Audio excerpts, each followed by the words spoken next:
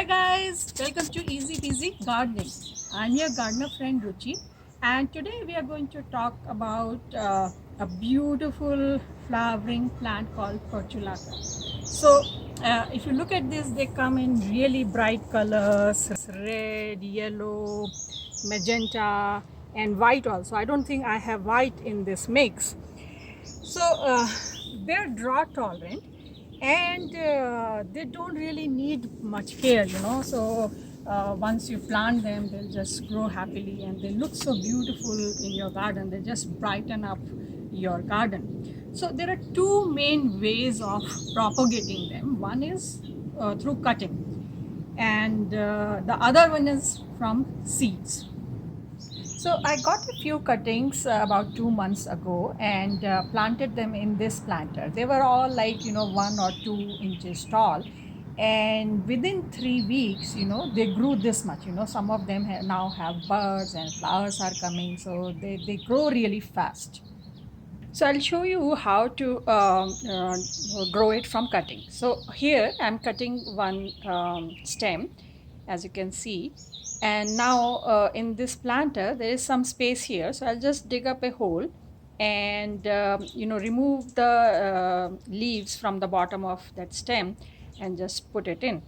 And the soil is regular potting soil mix, and then you just water it a little bit, and of course when the cuttings are young. So that's it. So I got a few cuttings, I just put them here, just keep watering it for every 2-3 days. When the cuttings are young, you need to water, you take care of them more often, but otherwise you don't need to water it too much. It's only when you feel that it's totally dry, then water it, and otherwise just leave it as it is, and it will bloom the whole summer for you. So over next 2-3 weeks, the bud in the stem that we just planted, it opened up, became flower, and more flowers came. So the second method of propagating this is through seeds. And so this is what you do. So once the flower is spent, so like this flower is done, so just under this flower you will see this knob kind of thing, this red. Right now it is young, but once it dries out, it will become like this. You see this? It has these small seeds, the black colored seeds. So I collected these seeds from these plants only. So of course, when you remove the spent flower, it looks more beautiful, because all these flowers, they don't look nice in your planter.